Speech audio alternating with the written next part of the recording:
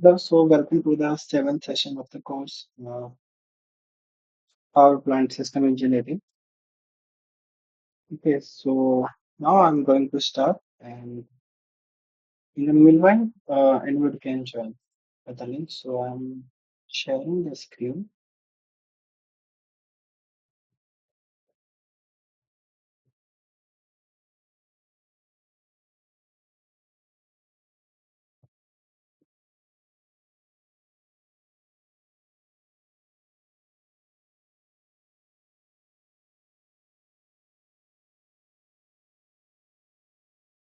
Okay, so here we can start.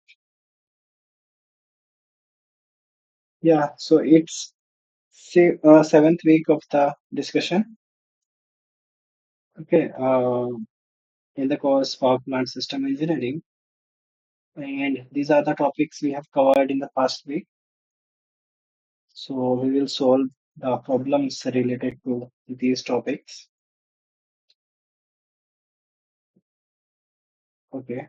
So what we have done, we have looked into the fossil fuels, which is coal, and basically coal is predominantly used in the power generation, okay, in the Indian scenario. Okay. Then we have done the coal analysis, then coal firing, and fluidized bed combustion. Heat of combustion we have calculated using different formulas, then different heating values, that is higher heating value HHP and lower heating values LHV. Then combustion temperature, combustion of coal, liquid fuel, and biomass, and then we have done one assignment problem. Okay, so what we have done in the past week, we have seen how the coal, the structure of the coal, two analysis like proximity analysis and ultimate analysis to get to know the composition of the coal. And based on that, we can determine the carbon percentage, and based on that, we can categorize the coal like anthracite, bitumen, lignite, and peat, different categories, and we can say the classes of coal. Then we have looked into the coal firing, how it is done in a power plant. Then fluidized bed combustion, how we fluidize the coal particles. Basically, the fluidization means by using some gas, we like float the solid particles. So that is known the fluidization of the solid particles. Here we are doing the fluidization of the coal particles. Then, then we have looked into different formulas, and all the formulas are provided in theory notes. Then we have solved some problems. In the next lecture, we have calculated the heat of combustion for the open and closed system. These open and closed system we have already learned in the when we in the first lecture when we have done the basics of thermodynamics, the fundamentals of thermodynamics. So in open system, basically a system which allows both the heat and mass transfer. However, the closed system, only the system which allows the heat transfer only, not the mass transfer. Then different heating values. Okay, we have done some formulas here, and that's it. Combustion of coal, then liquid fuel and biomass. Okay.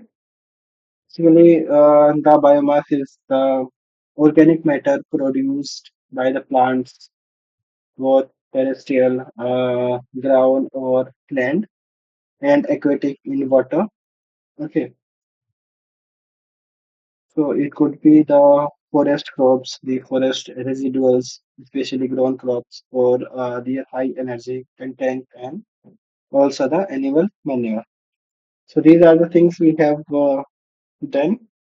Not much theory, Okay, so we can move on to the assignment problems directly.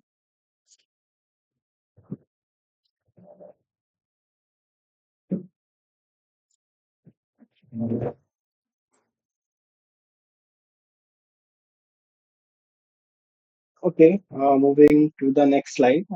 Here, I have done with the quick summary. Okay, and as I think nobody has joined yet, so there is no question of doubts.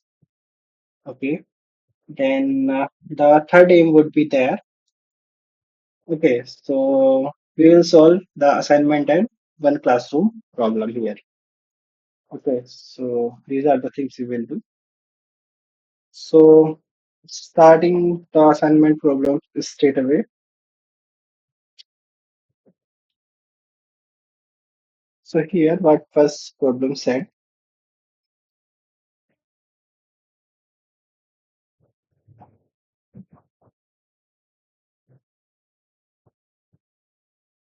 So here, based on the physical and chemical properties, what they have asked, based on the chemical and physical properties, what is the correct sequence of the grades of coal?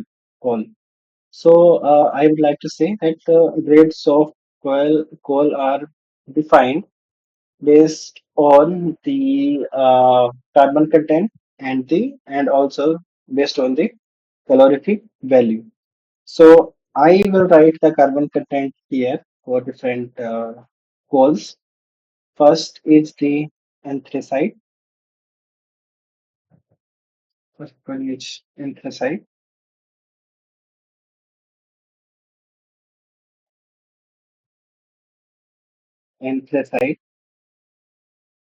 Then the bituminous.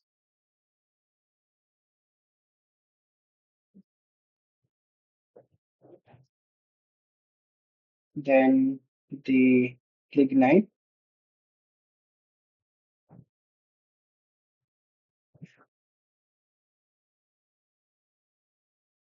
Operating symbols for the oh, how it is.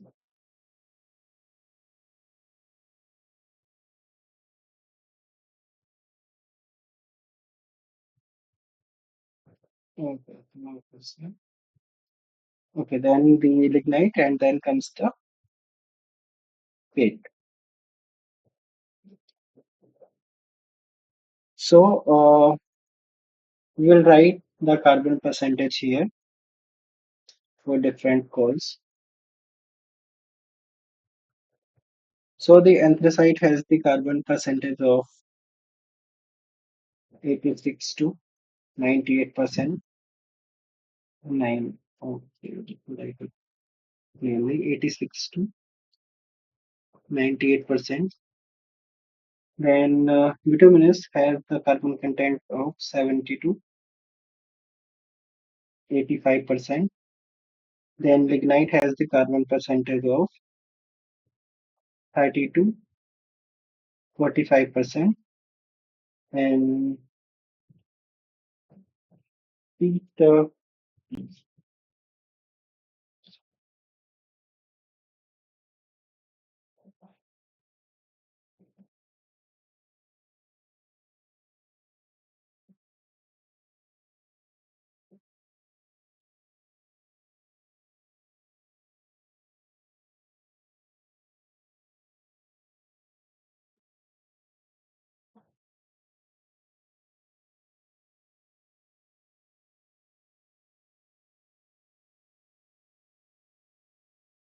for the peat, the carbon content of 50 to 60%, but high moisture.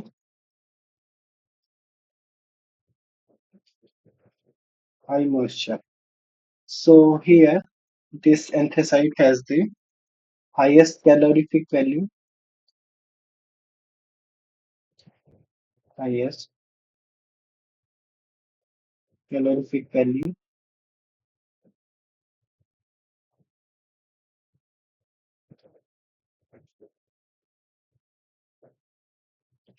and the speed has the lowest calorific value.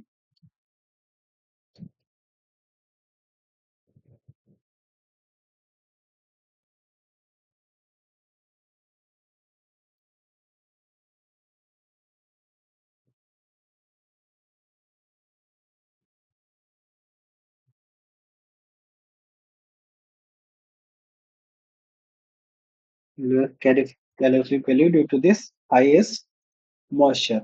So when we grade the coals, then anthracite comes the highest grade, then bituminous, then lignite, and then peat, because peat is having the lowest calorific value.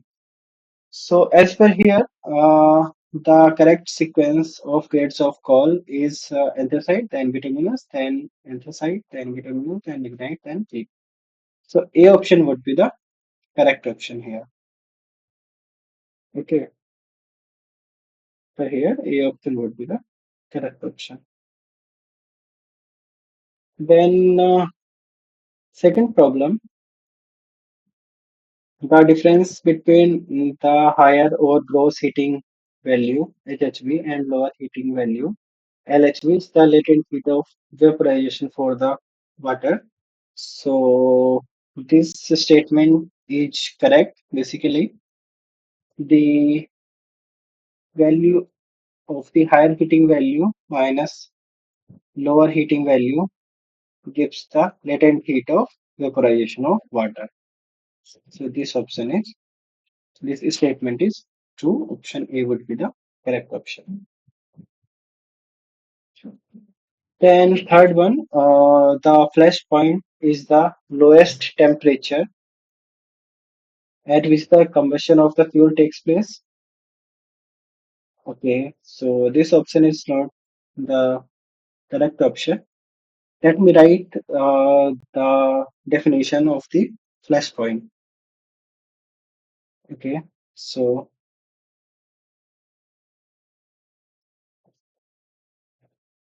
the flash point is the lowest temperature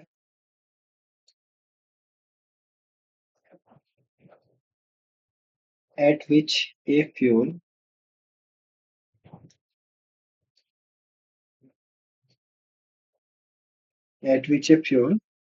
gives off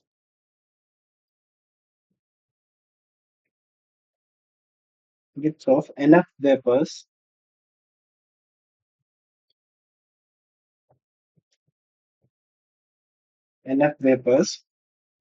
to form an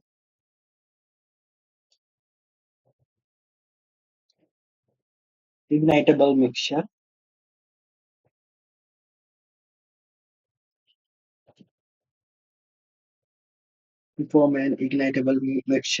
with with air. Okay, so flash point is the lowest temperature at which the fuel gives off the enough vapors to form an ignitable mixture with the air. It does not mean, okay, the second statement says it does not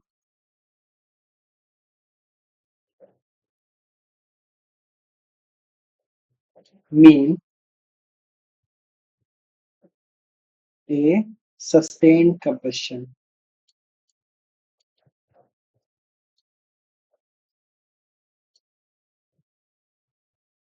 Okay, so second statement said it does not mean a sustained combustion.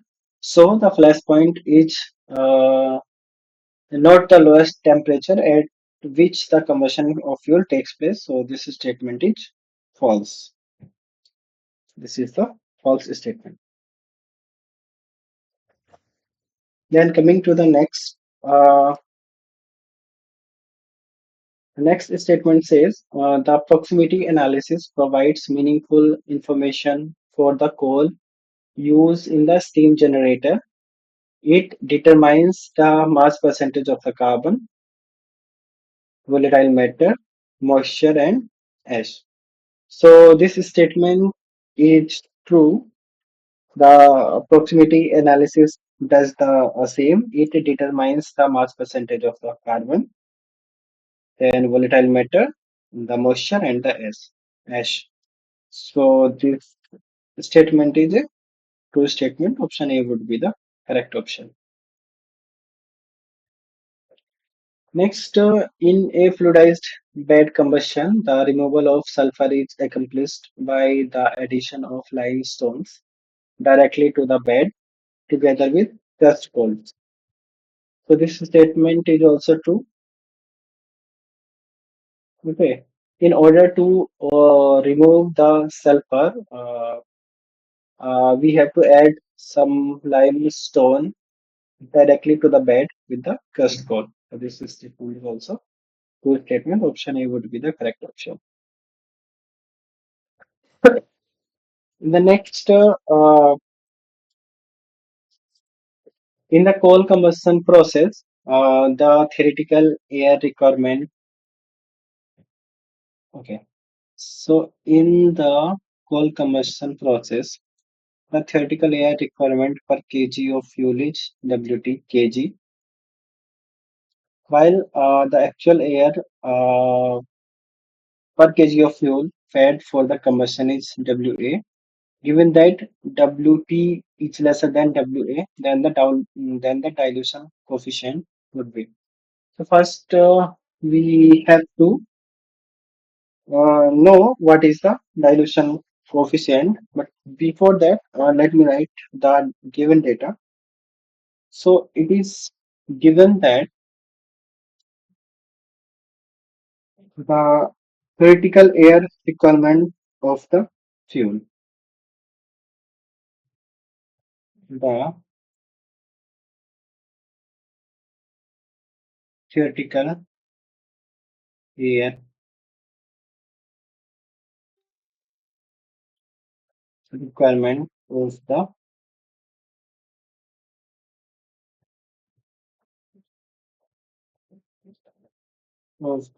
fuel. It is Wt kg per kg of fuel. Then what is the amount we are supplying? So actual air supplied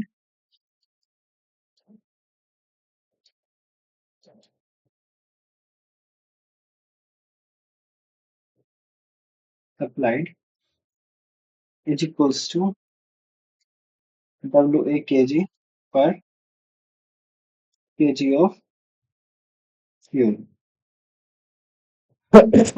And it is given that Wa is greater than Wp. Okay.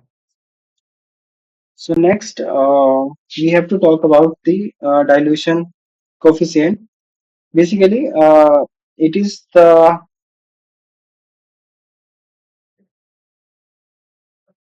amount of the how much excess air we have supplied, and which is defined as the ratio of the actual air to the theoretical air.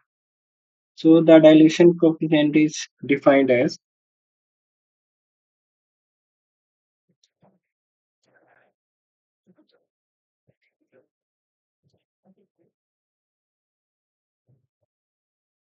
dilution coefficient D is equals to ratio 30 actual air supplied to the theoretical air supplied, and we know that because Wa is greater than Wp, therefore B would be greater than 1.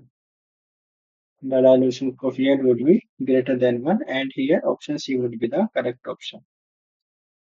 For this given condition, the dilution coefficient would be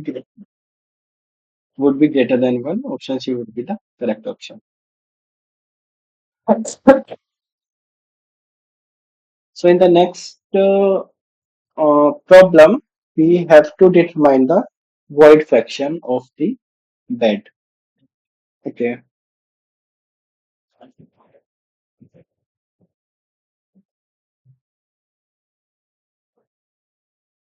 So first, let's have a look about what is the void fraction in a packed bed. Like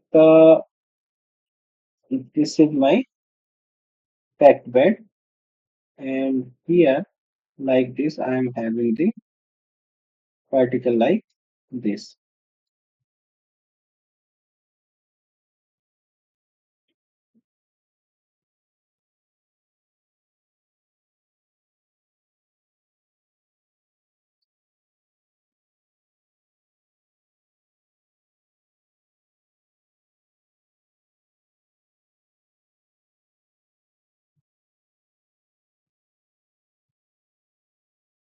Okay. So in this packed bed, it is loosely packed bed.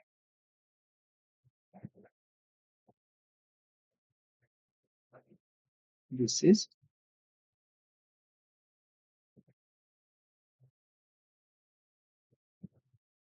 packed bed. So if we see here carefully, then here like this we are having some voids. Like here where I am marking by this blue color pen. Here we are having this voids, or here we are having the air. Means here we are not having the particles. Here we are having some air. So the ratio of the volume of this air gaps to the complete volume is called the void fraction. So the void fraction here is the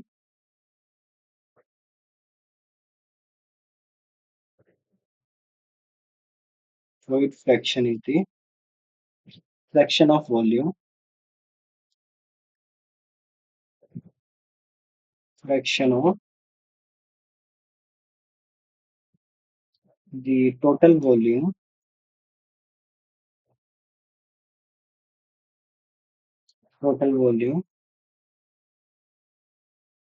which is occupied by the air,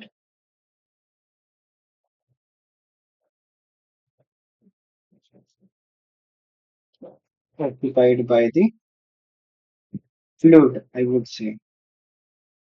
Fluid would be air. Okay. So it is given that next I will write the things which are given. So for a fluidized bed, the bed particles are fluidized by air under ambient conditions. So here the fluid is air. I have written it correctly. Then the density of loosely packed bed. The density of loosely packed bed.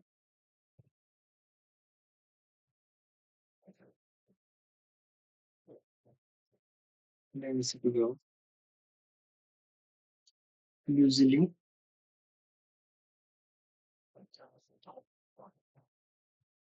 packed bed. I would denote it by rho b. Is given as 1799 kg per meter cube. The next, the density of the solid is given.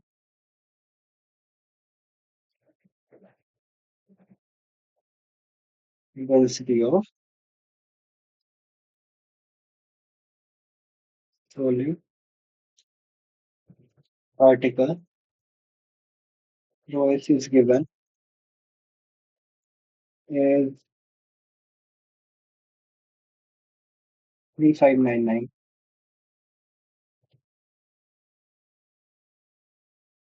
kg per meter cube.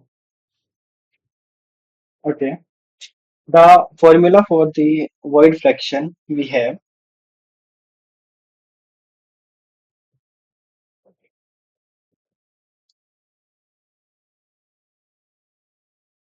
know that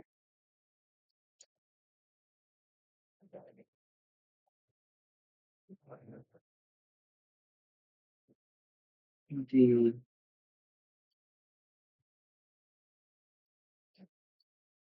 void fraction would be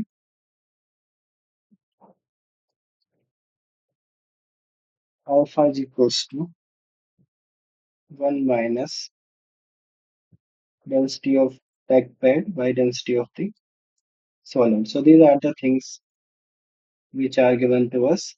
Alpha would be 1 minus. Rho v is given to us as 1799 and rho s is given as 3598. Okay, it is 98. I have written it. 3598. So when we calculate it, it would be 1 minus,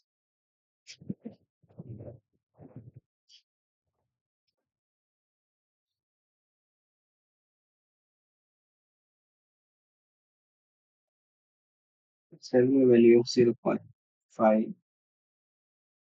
From here, my void fraction would come alpha is equals to zero point 0.5. Okay, and it would be the answer. So here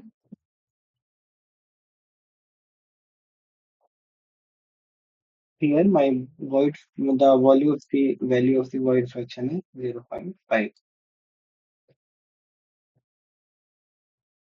This is 0.5.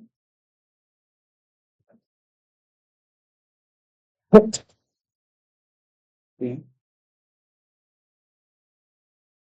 Next problem is based on the ultimate analysis of the non-grade call. So this problem will be solved.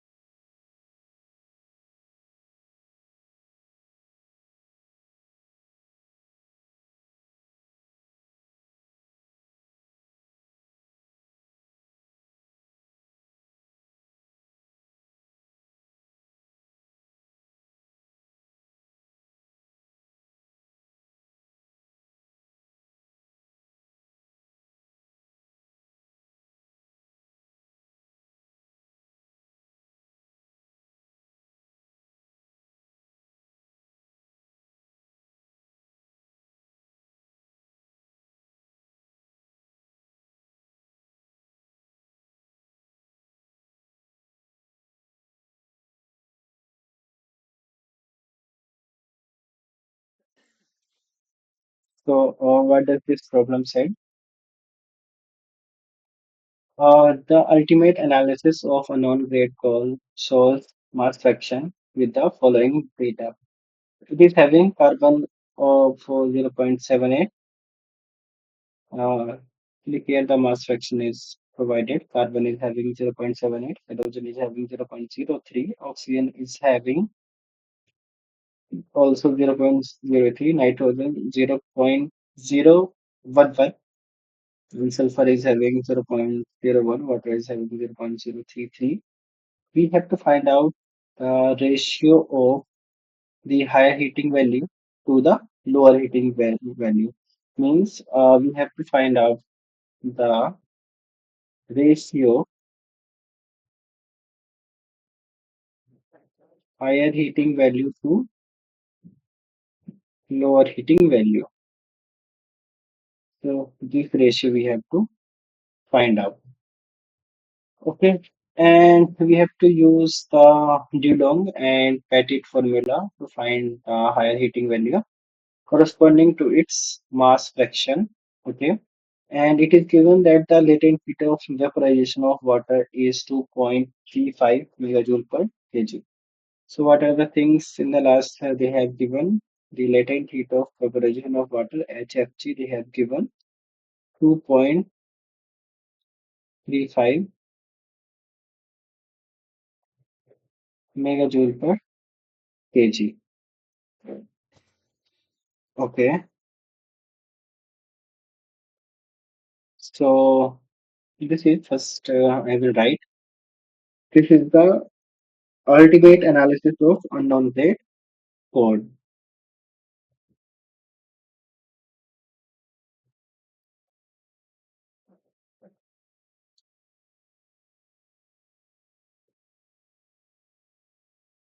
Analysis of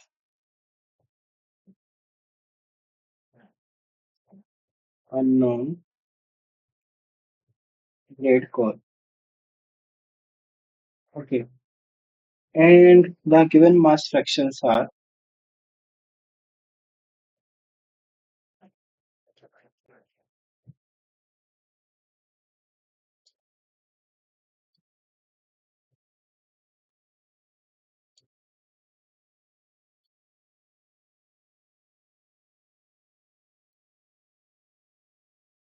the given mass fractions are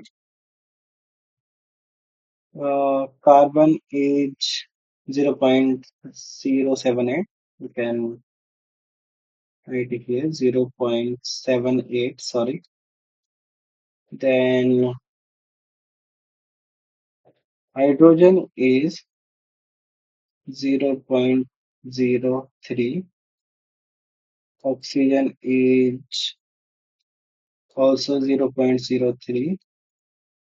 Then nitrogen are having 0.011.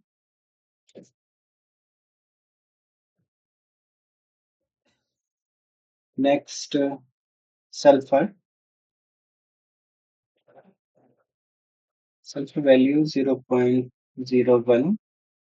Then water they are having 0.033. Okay, so this is the given composition. Now we have to use the Dulong and Petit formula to find the higher heating value. So the expression for higher heating value, we write it here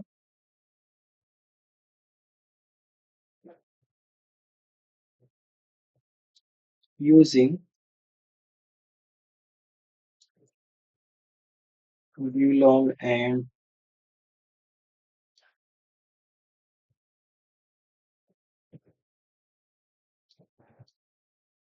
Petit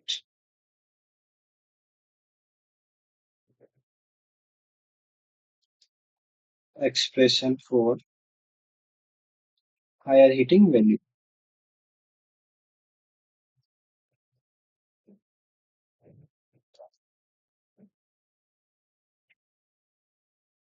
Higher heating value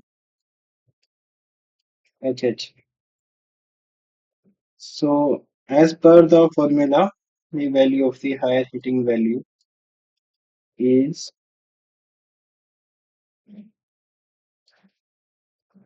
33.83 times carbon fraction plus 144.45 times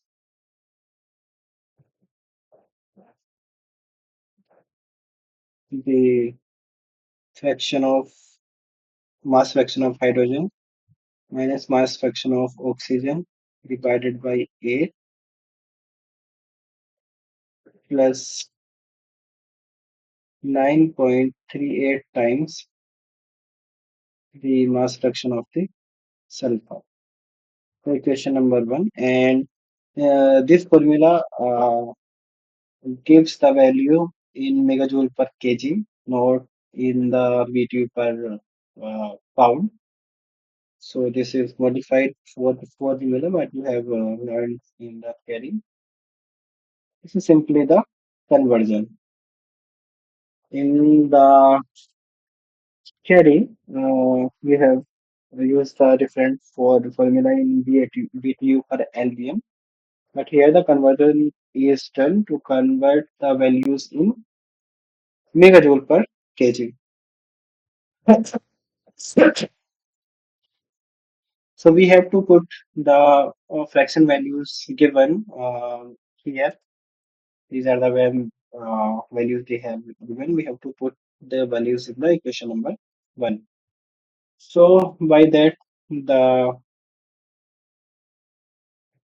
value of higher heating value would be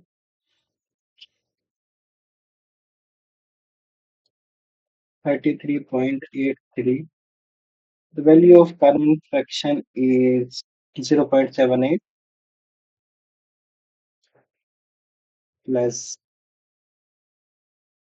144.45 into value of the hydrogen fraction is 0.03 minus value of oxygen fraction is also 0.03 divided by 8 plus 9.38 into value of the sulfur fraction is 0.01. So HHP would be the first term would become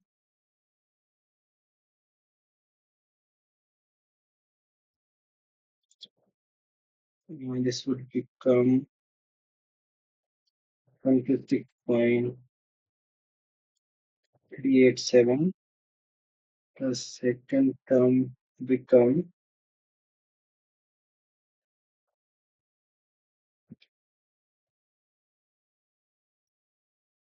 3.791 is 26.37.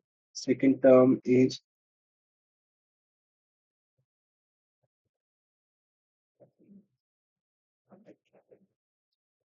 3.791 plus the third term will become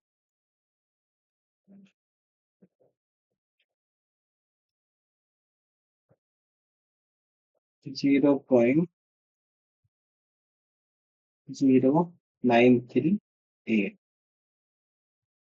So HHP value when we sum all these values,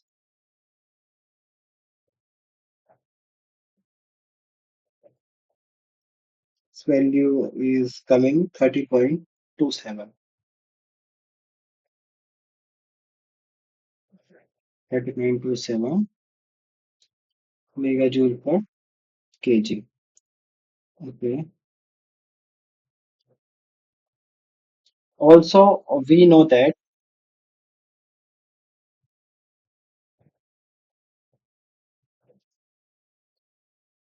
the difference between the higher heating value and the lower heating value is equals to the latent heat of vaporization of water, question number 2. And here the latent heat of vaporization of water is given as 2.35 megajoule per kg. So let me put the values in equation number 2. The HHV is 30.27 minus lower heating value we have to calculate, and this value is given as 2.35. By rearranging this, we will get the, okay, let me take on the slide.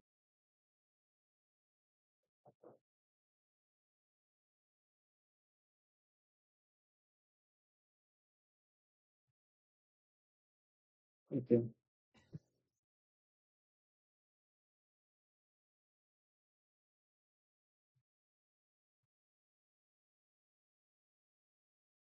this is 2.35. So the lower heating value would be 30.27 minus 2.35. This value will come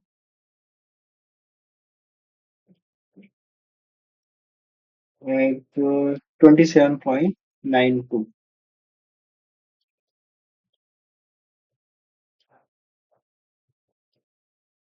27.2 megajoule per kg. Okay. So what they have asked us to calculate is the ratio of the higher heating value to the lower heating value. So the ratio uh, for the ratio of the higher heating value to the lower heating value, put the values. It is 30.27 divided by 27.92, which will come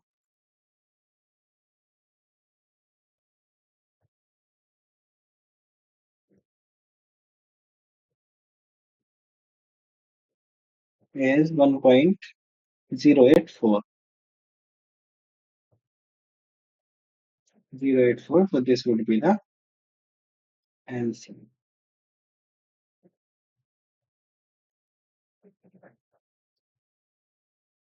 So here answer is 1.084.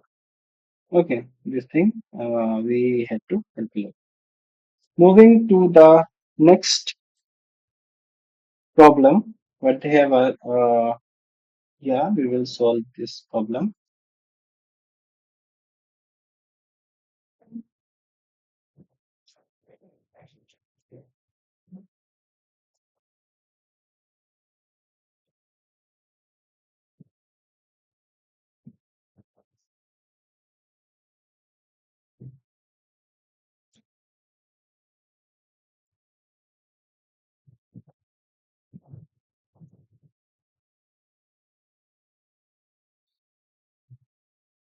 So let me read the problem first.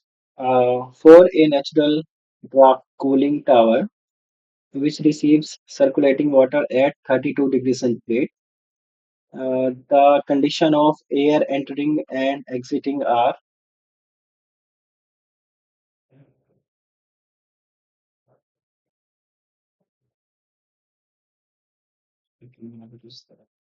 Okay. So the condition of air entering and exiting are 15 degrees centigrade, 1.22 kg per meter cube, with the specific humidity of 0.005 kg per kg of dry air. So these are the entering conditions, and the leaving conditions are saturated air at 27 degrees centigrade with an intensity of 1.203 kg per meter cube, with the specific humidity of 0.025 kg per kg of dry air. We have to use the value of gravity as 10 meter per second square, and taking the mass flow rate of cooling air as 1.5 into 10 to the power 6 kg per minute. We have to answer the question number 9 and question number 10 from the above given data. So in the question number 9, they have asked the amount of makeup water in kg per minute requirement to compensate the evaporation. So here just we have to determine the mass flow rate of the making up water, the makeup water to compensate the evaporation. So all the given data we will make a diagram, and there we will put the given data.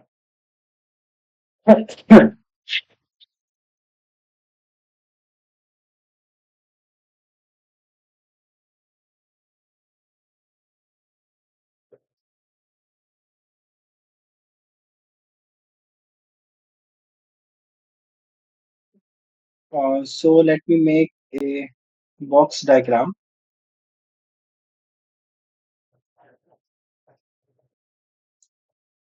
Let's suppose this is the cooling tower.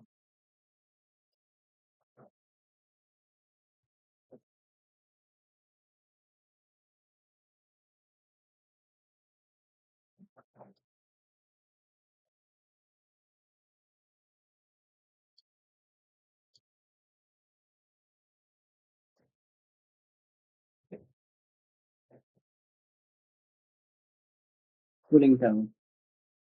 Let me take the red color pen to show the water entry.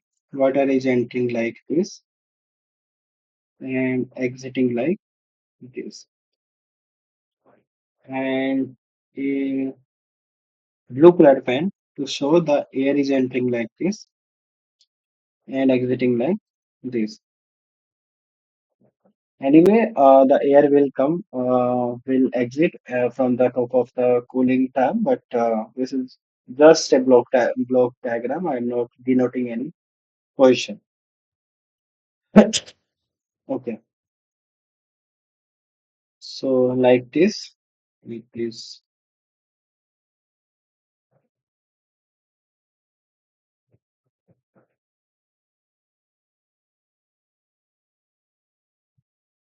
okay, so if you write the values here,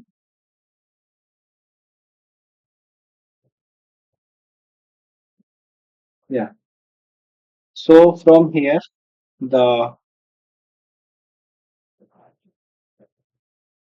water in,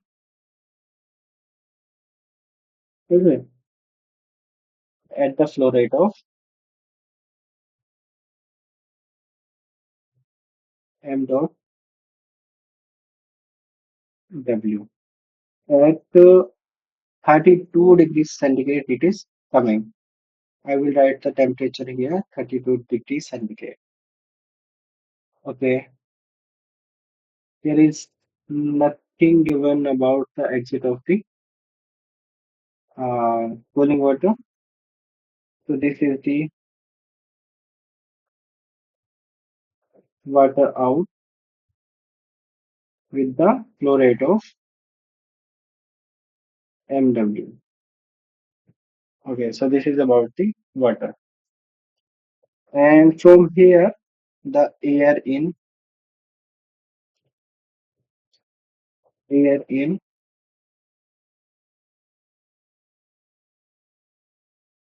from here, the air out.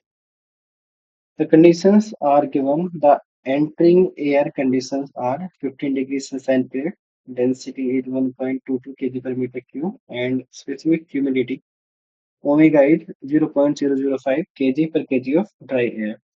I will write the values here. The air entry TAI representing the air inlet temperature. Air inlet temperature is 15 degrees centigrade. Density of inlet air, rho AI, I would write it is 1.22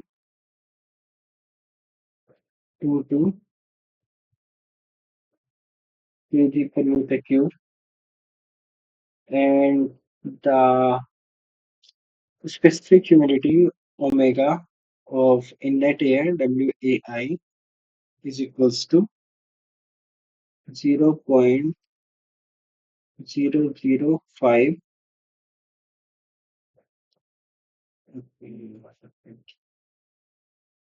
Let me take the some space here.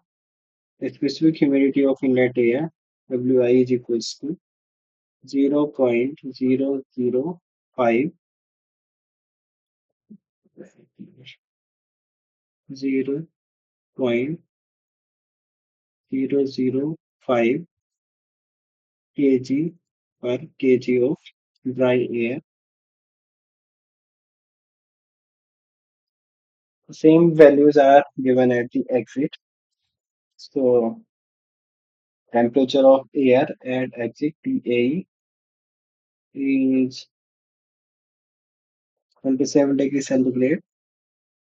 Density of exit air rho AE is 1.20 kg per meter cube, and specific humidity of the exit air omega E is equals to 0.025.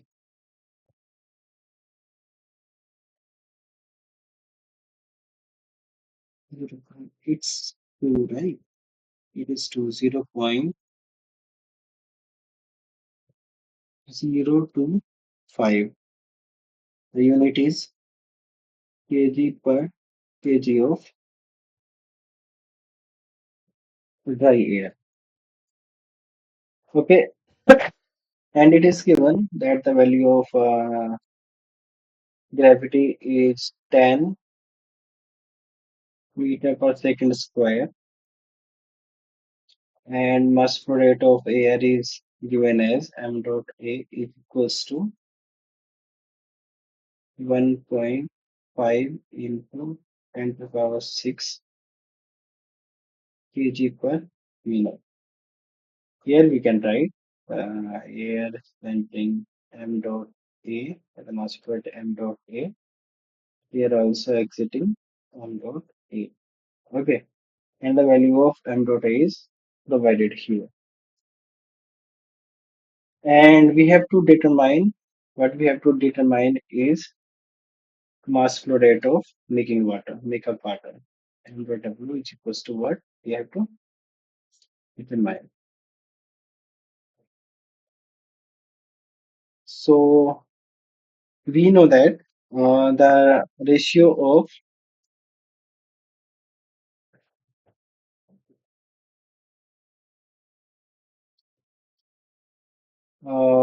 mass flow rate of water to the mass flow rate of air would be increase in the specific humidity.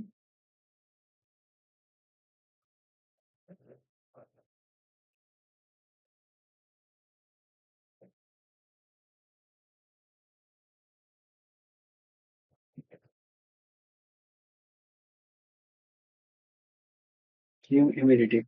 Here we can see that from uh, entry entry to exit our specific humidity is increasing, which would be this increment would essentially be the ratio of the uh, mass flow rate of makeup water to the mass flow rate of air.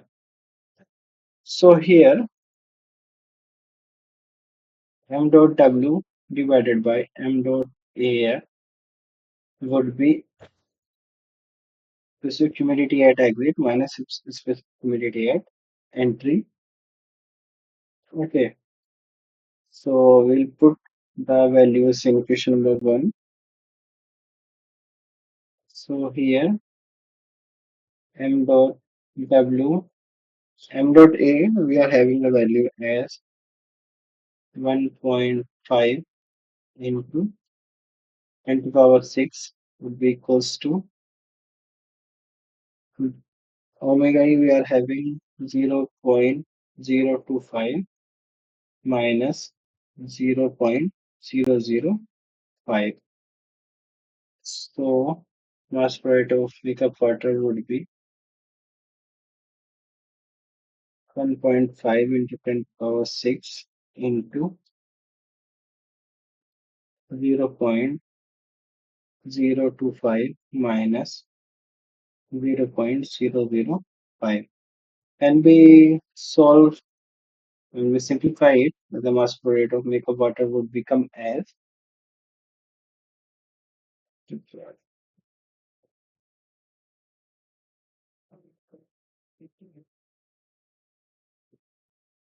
it will come as 30,000.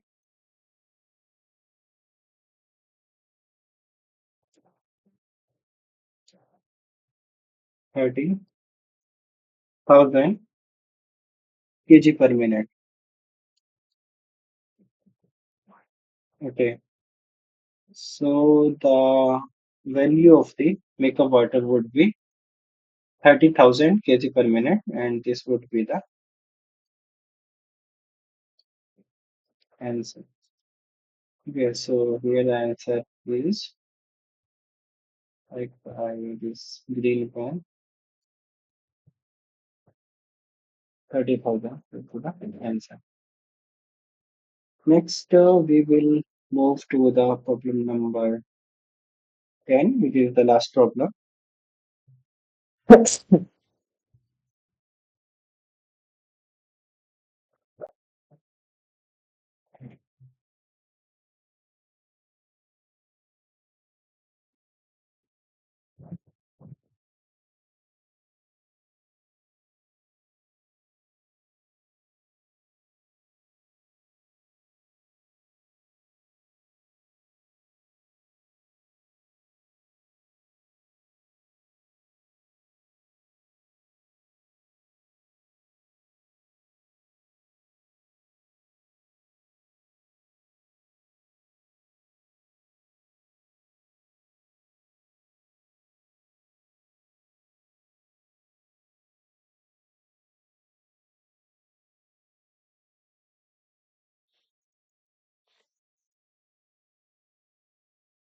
So here in problem number 10, what they have asked us to calculate is the height of the cooling tower we have to determine for a pressure loss of 10 Pascal.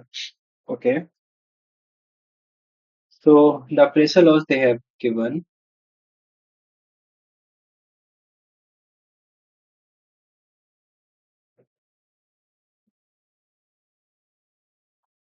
pressure loss delta P they have given as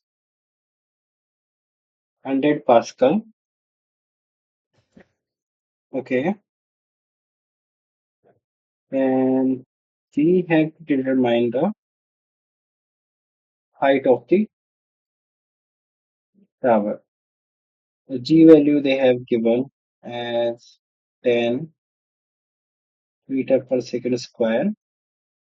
And they have also given two densities.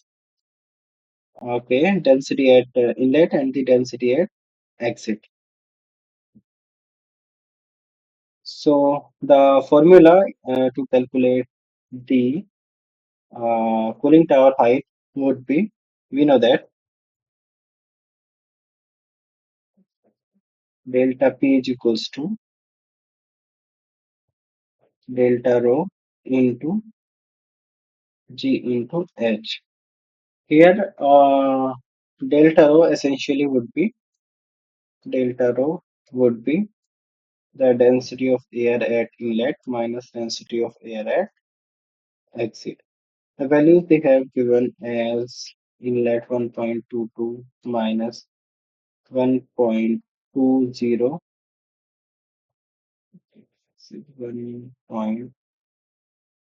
1.203, which would come as delta rho is equals to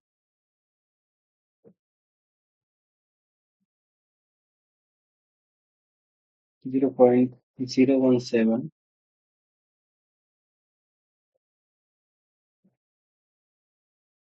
physical meter cube. So when we will put all these values in equation number 1, delta P they have given as 100 Pascal, which would essentially be 100 Newton per meter square. So it would be 100 equals to delta rho value we have just determined 0.017. Okay, into G value is 10 and H we have to determine. So when we simplify it, height of the cooling tower will get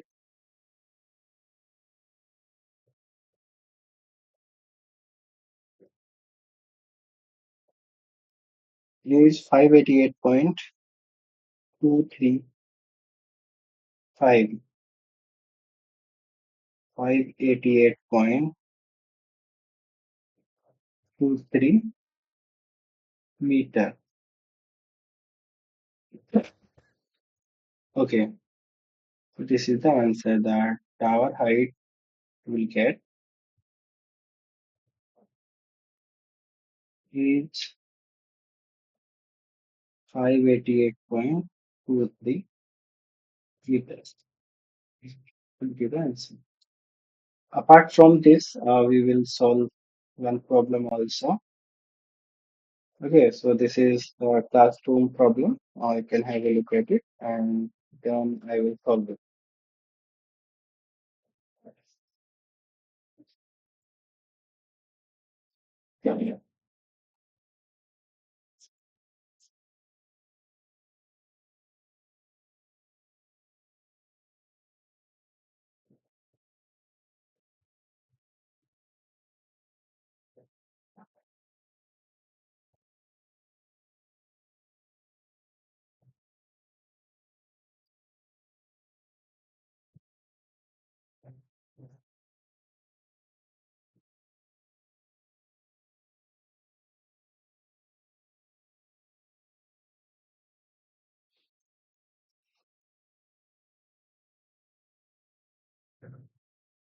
So here in this problem, what they have asked, they have to ask, they have to compute the required motor capacity for a forced draft pen at room temperature 30 degrees centigrade with the following data.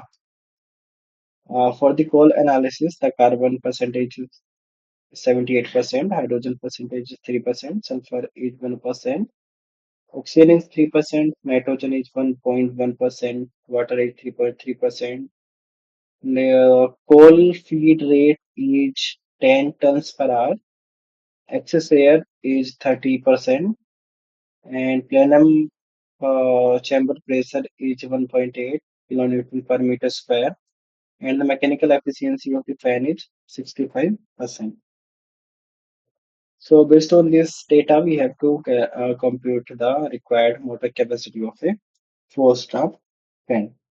So first we will write the formula for the same. Okay, so the formula is power requirement of a four-stroke fan.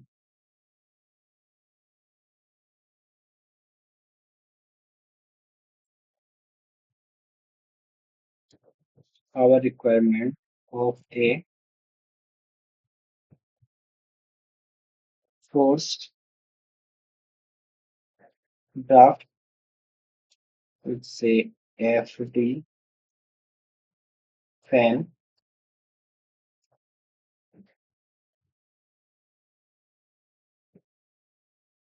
W dot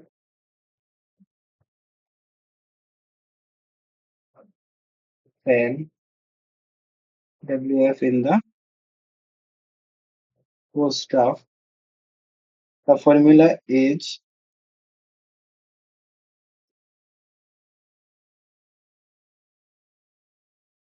m dot air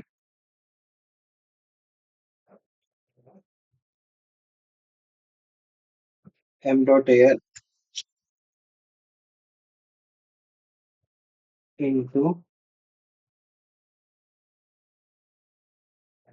into the specific volume of air,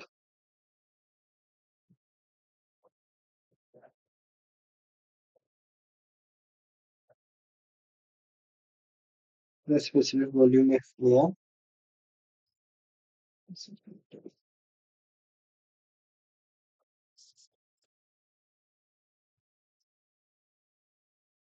So mass flow rate of air into specific volume of air into the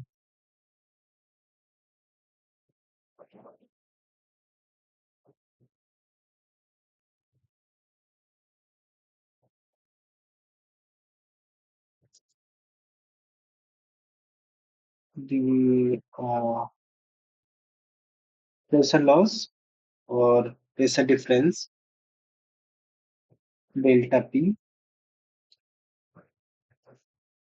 Here the delta P would be okay. This is the pressure difference. The plenum chamber pressure. This would be the pressure difference divided by the or excess pressure divided by the mechanical efficiency of the fan. ETAF. Question number one. So here we have to, in order to find out the power requirement of a forced draft fan, we have to determine the mass flow rate of air, the specific volume of the air, delta P, and this efficiency of the fan, which is given. Okay, so next we will write the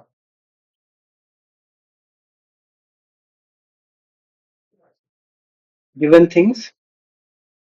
Okay, so here delta P value is given directly. Delta P is the plenum chamber pressure, which is 1.8 kilonewton per meter square, which will essentially be 1800 Newton per meter square. We will keep the units in SI only. And efficiency of the fan is given eta F is equals to 0.65. Then it is given that the temperature is room temperature and the pressure would be the atmospheric pressure. So the atmospheric is 101. This is the atmospheric pressure we know. This is 101,325 Newton per meter square.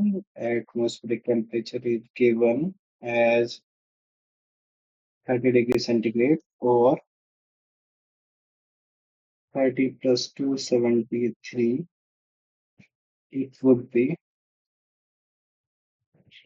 3003 Kelvin. Okay, so we know that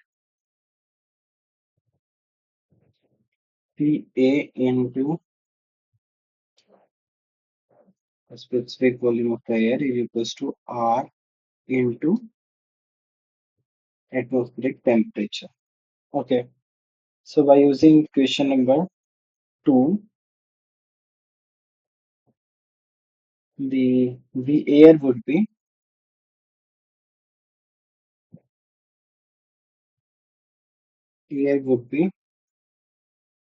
PA into gas constant for air divided by atmospheric pressure, which are having the values of PA is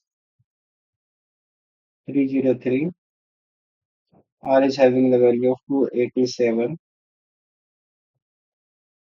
joule per kg Kelvin, and PA is 101,325. So from here, the specific volume of air we will get solve it.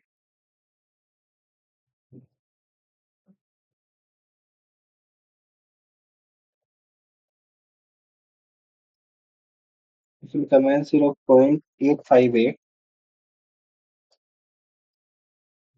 0.858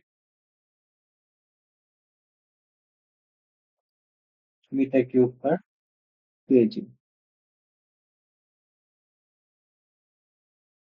So in the equation number 1, we got these things where we have calculated and delta PBR. I mean, next our aim would be to determine this mass flow rate of air.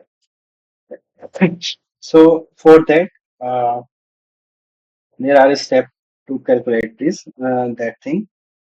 So first, let me write the composition: the carbon, hydrogen, oxygen, and sulfur. The fraction of carbon is 0.78. Okay, hydrogen is 0.03. Oxygen is also 0.03.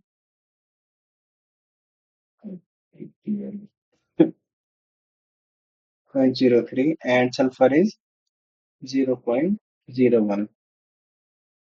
Okay, so this is the composition provided in the problem. Okay, next we have the formula for theoretical air requirement. So the theoretical air required,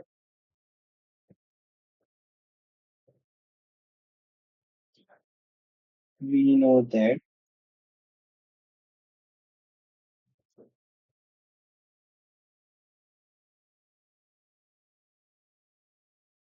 the theoretical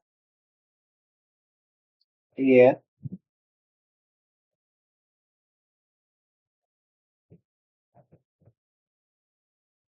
requirement W dot P is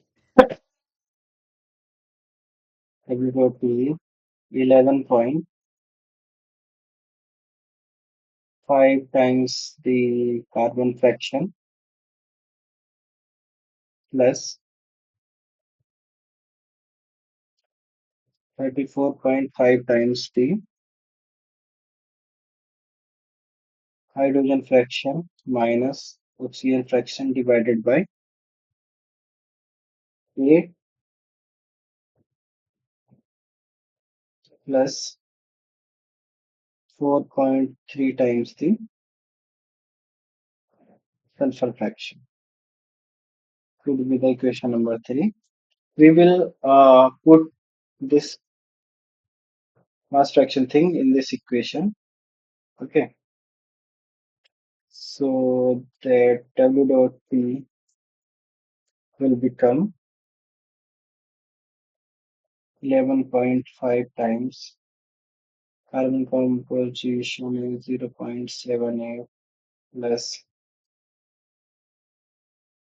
34.5 times H is 0.03 minus O is also 0.03 divided by 8 plus 4.3 times sulfur is 0.01. From here, the theoretical air requirement will come.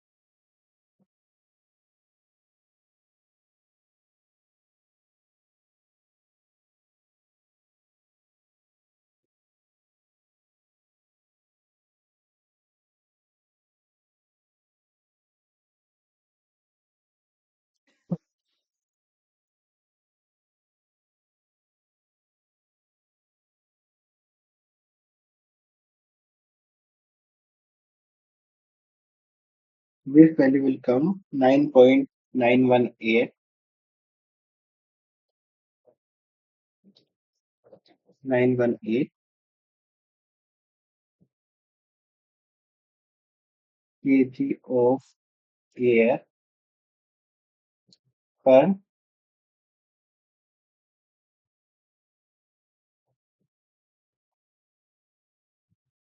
kg of air per kg of fuel. Okay. Now it is given that the 30% excess air. Here you can see excess air is this 30%. So we have to correct this theoretical air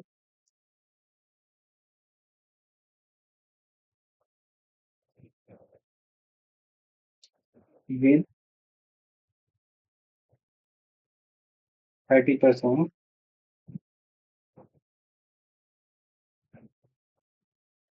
excess air, excess air. This W dot P would become 1.3 times into 9.918. which will come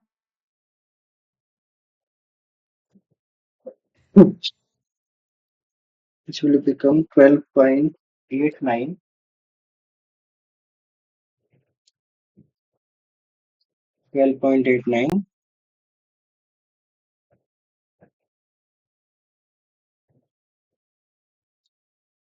kg air per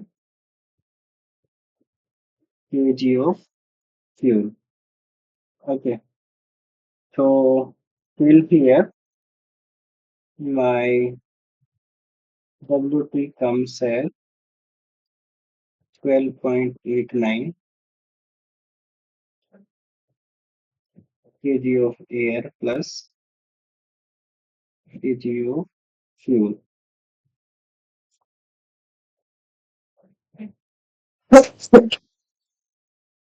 Next thing, what we have to do,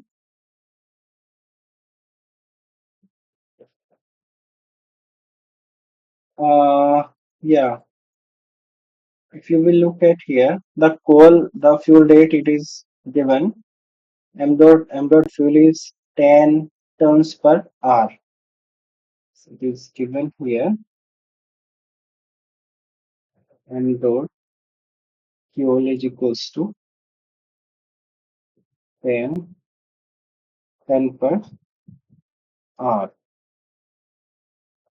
So it would essentially be 10 into 10 to the power 3 divided by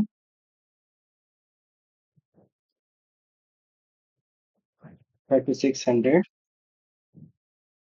kg per second.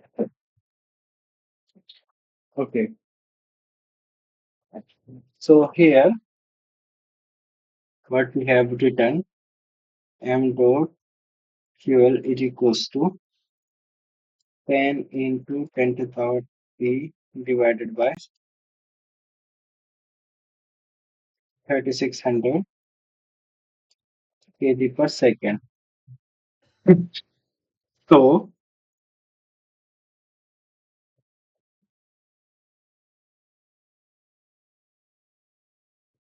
and so here the unit is kg of air per kg of fuel.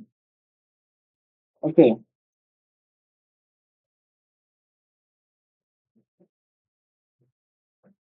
so mass flow rate of air would be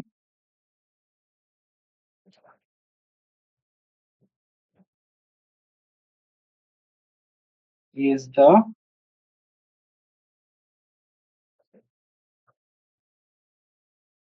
theoretical air per kg of fuel into the fuel flow rate.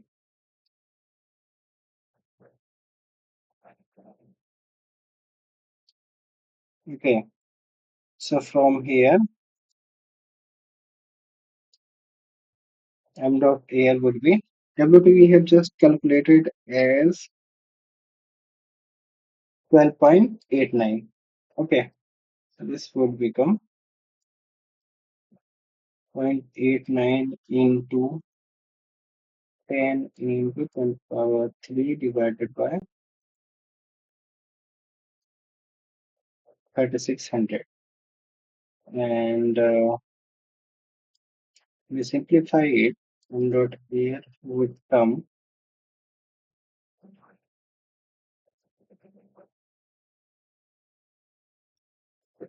as 35.82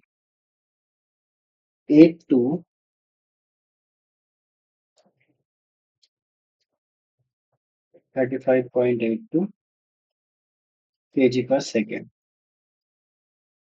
So now we are having all the values which are required in equation number 1. So now we can apply these values in equation number 1. So equation 1, power of fan in the first half, what would it be? M dot air into VA into delta P divided by the efficiency of the fan. So putting the values here, W dot F in first half, M dot air we have just calculated 35.82. V dot air we are having 0.858 we have calculated here. Yeah, here we have calculated. Then delta P is 1800 Newton per meter square divided by the fan efficiency 0.65. So when we simplify it,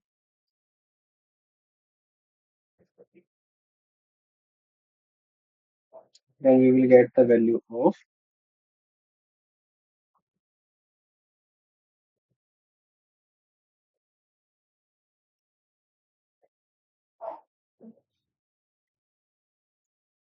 it would be the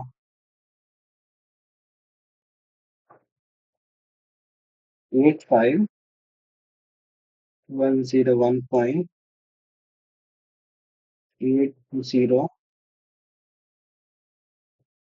watts, or we can convert into the kilowatts by dividing it by 1000.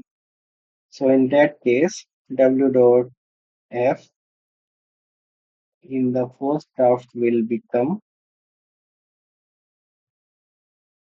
85.101 kilowatts. And this could be the answer.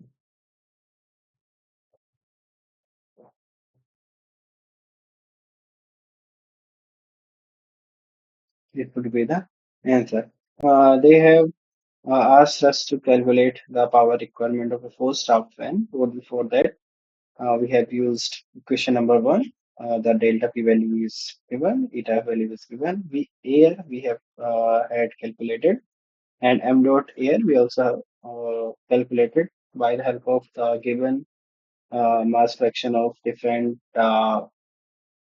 components, the carbon, hydrogen, sulfur, oxygen, nitrogen, water, and by the help of coal flow rate. All these things help us to determine the m dot air, and then we were able to calculate the power required for the post start fan.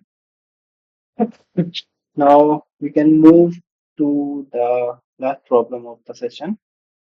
Okay, so this is related to the problem number one. Okay, for the above unit in question one, if the draft produced by an induced fan, okay, is 2.5 kilonewton per meter square, and the gas temperature is 180 degrees centigrade. The fan efficiency is 55%. Find the motor capacity for the induced draft fan, and we also have to calculate the heating value of the coal.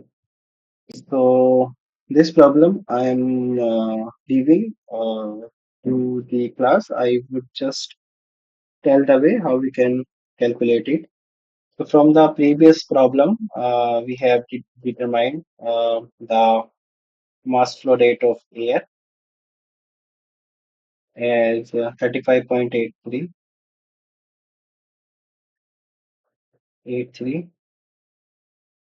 82, sorry, 35.82 kg per second. Then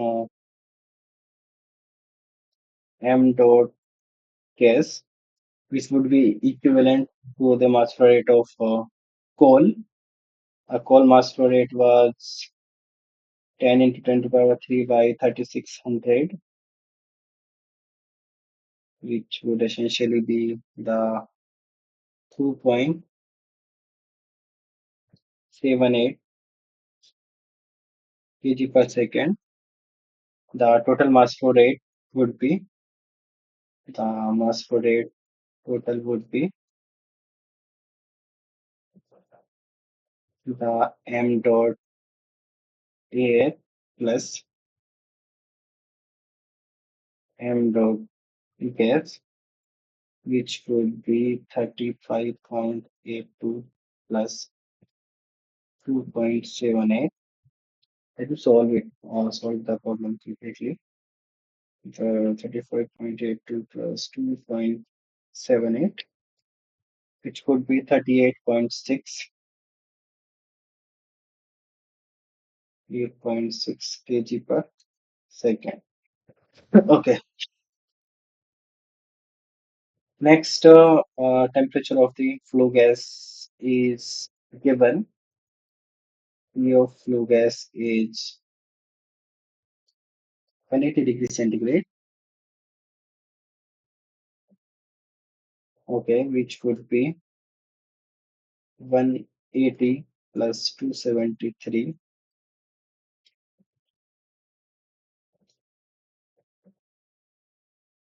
is 453 Kelvin. Okay,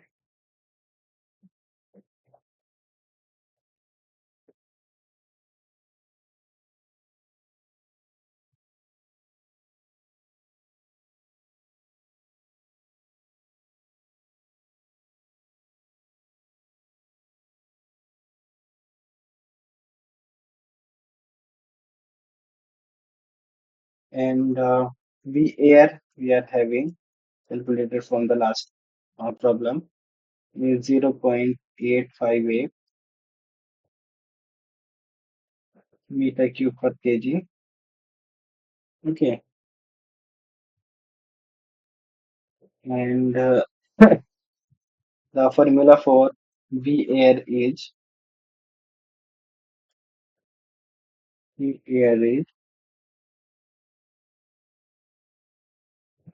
R into P air by P, and formula for VFG is R into TFT by P.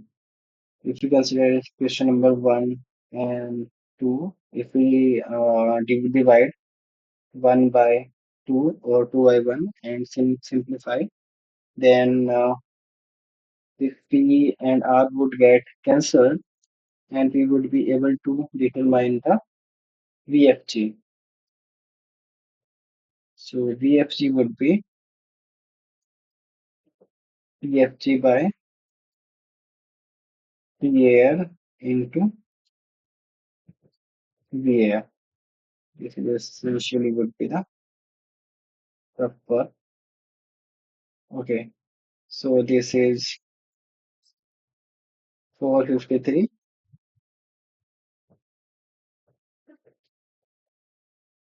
From the previous problem, it was 303 Kelvin, and we are having 0.858. So VFG would become the 1.28 meter cube per kg. Now we can apply the formula.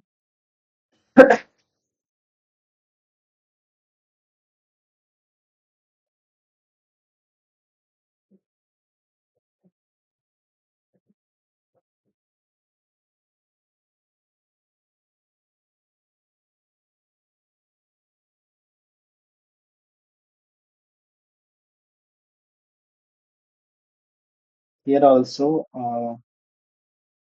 different values are given. Delta P given here is this 2.5 kilonewton per meter square, is 2.5 kilonewton per meter square, which would be essentially when multiplied by 1000 would be 2500 Newton per meter square. Efficiency of the fan is also provided as 55%. So here efficiency of the fan is 0.55. When we would apply the formula, the power required for the fan in induced shaft case, it would be m dot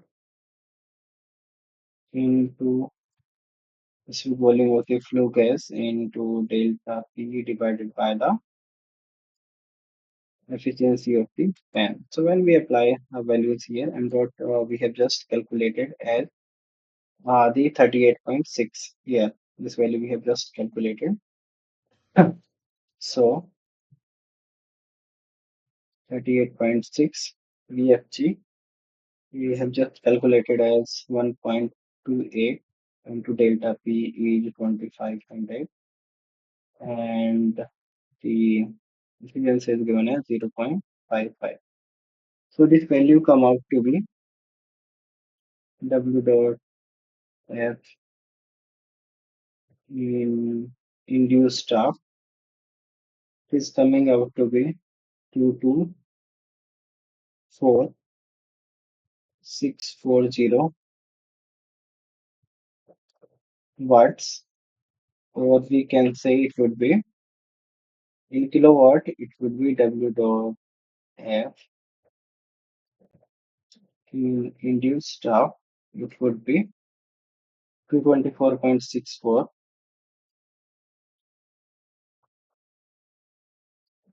kilowatt, and this would be the answer.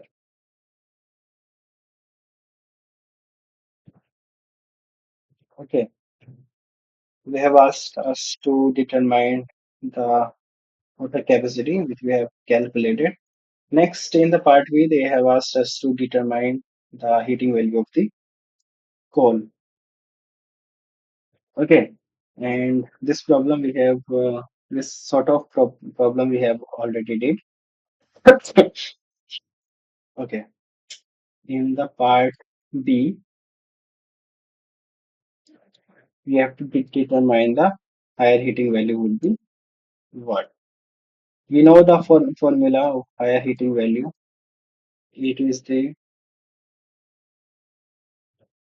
33.8383 times carbon fraction plus 144.45 times hydrogen fraction minus oxygen fraction by 8 plus 9.32 times the sulfur fraction. This would be question number one. And all these fractions, the C, H, O, and S are provided, like C is 0.78, H is 0.03, oxygen is also 0.03, and sulfur is 0.01. So when we will put all these values in equation number 1, then we will get the value of the higher heating value as 36.2727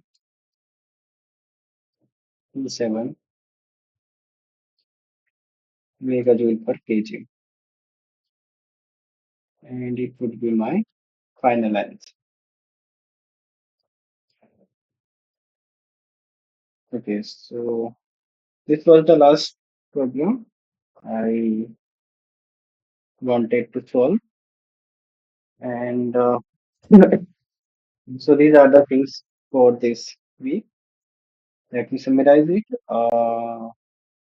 We had some summary of these topics, then we have solved the assignment problem one by one from 1 to 10. So 1 to 5 are the theoretical problems, then 6 we find out the value of the dilution coefficient, then we have determined the value of the void fraction, then here we have determined the value of the higher heating value, then lower heating value, then determined the ratio of that. After that, in this problem, different conditions of inlet and outlet of the air and inlet condition of water is provided, and we have asked to and we are asked to determine the value of the mass flow rate of makeup water, which we have determined. Then next we have determined the height of the cooling tap required. Now in this problem, we are asked to determine the power requirement for the first staff fan. For that, we were having the value of the delta P, the air and mass flow rate of air we have determined by using these formula, and then we were able to determine the value of the uh, power requirement of the fan in the first staff. Then it was the continuation of the first problem, and here we are asked to determine the uh, fan capacity of the induced staff fan, and then the higher heating value. So these are the things we have done. And thank you for watching.